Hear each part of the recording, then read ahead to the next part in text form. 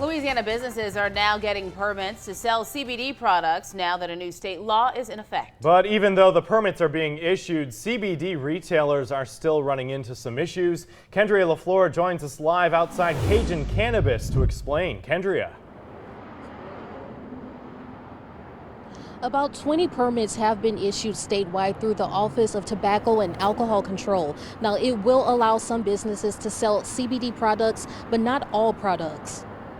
We take one step forward and two steps back. While the legalization of CBD was a step forward for Cajun Cannabis, owner Travis DeYoung says it's still a long road ahead for the industry.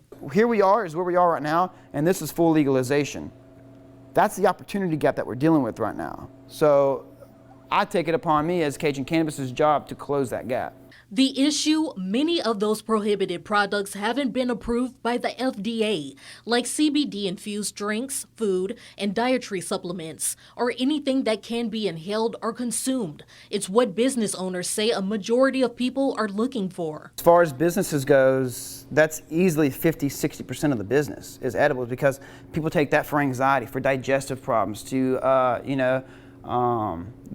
it's a large part of the market. It's so for them to cut that out, they're not only hurting the economy, they're hurting the customers. According to the FDA, more research needs to be done, citing concerns for the therapeutic and medical use of CBD. The administration's website states they have not evaluated what the proper dosage may be for those who take it, how it could interact with other drugs, or if it could have side effects. But some customers swear by CBD and its effects, no matter what form it's in.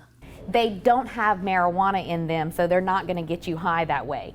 I do think that they've helped me so far with some anxiety. It should be more ready available to the consumers in Louisiana. In other states, they have marijuana that is legal. Yet something as beneficial as CBD oil that can't get you high, doesn't have a lot of the components that a lot of the public is misinformed about. I do believe that it's something that should be readily available for us. For them to put that strict regulations on these products is just not right.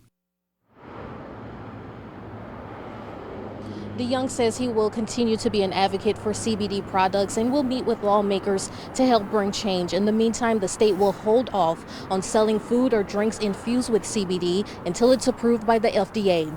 Live in Lafayette, Kendria LaFleur, KATC TV3.